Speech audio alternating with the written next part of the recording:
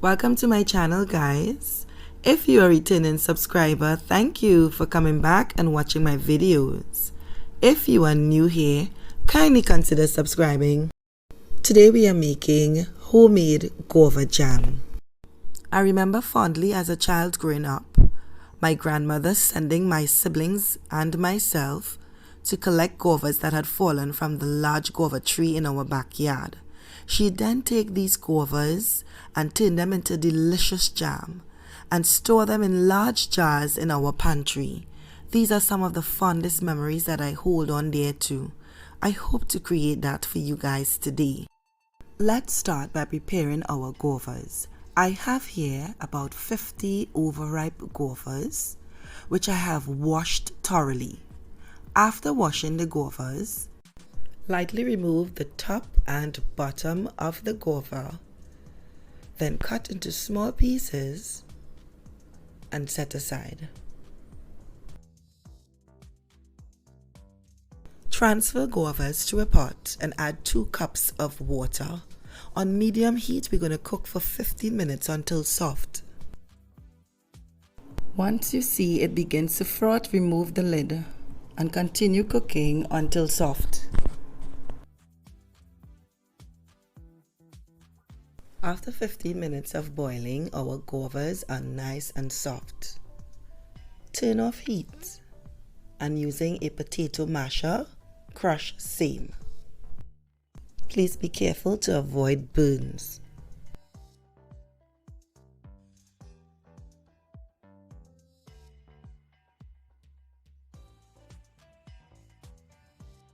Allow guavas to slightly cool, then transfer to a blender for 5 to 10 seconds.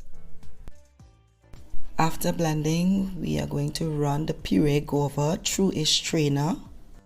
We are trying to separate the seeds from the guava puree. This may take some time. Guys, you can use a spoon or a spatula. Continue straining until only the seeds are seen. Okay guys, I think we're done here. Only the seeds are remaining in the strainer, so we will discard same.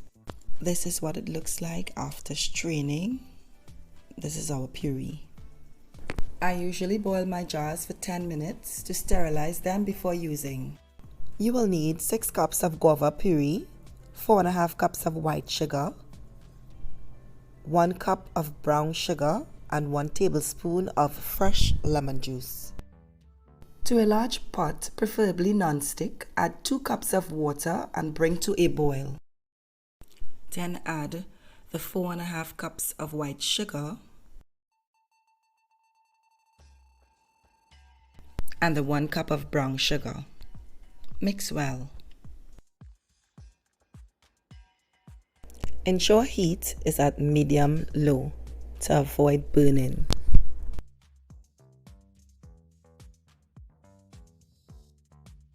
Now let's add the 6 cups of guava puree. Then our 1 tablespoon of lemon juice. The lemon juice helps to activate a soluble fiber called pectin found in fruits. Together they help to set the jam. Continue cooking on a medium-low heat until jam reaches the desired thickness. I'm also adding 2 to 3 drops of red food coloring, but this is optional. Our jam has been boiling for about 25 minutes. Let's test for doneness. Guys, you just want to take a small amount of the jam and place on a plate that has been cooled in the freezer and let stand for 1 minute. Now take your finger and run a line through the jam. If the line stays clear and it doesn't run back, then your jam is ready. Looks like our jam is not quite ready, but let's use our candy thermometer. We're looking for a temperature between 218 to 220 degrees Fahrenheit. Our jam should set well around there. Our jam is still not at our desired temperature. Let's leave again for 5 to 10 minutes. Continue stirring as we go to avoid sticking or burning of the jam. 10 minutes later and our jam has thickened up quite a bit. Let's check for doneness. Our candy thermometer is now at 218 degrees Fahrenheit. Let's try the plate test.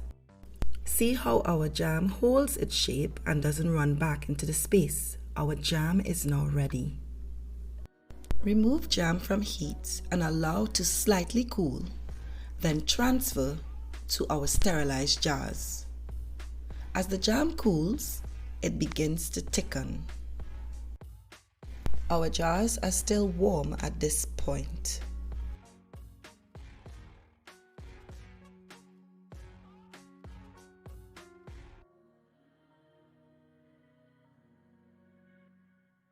After bottling my jam, I like to store same in the fridge, where it could last up to several months.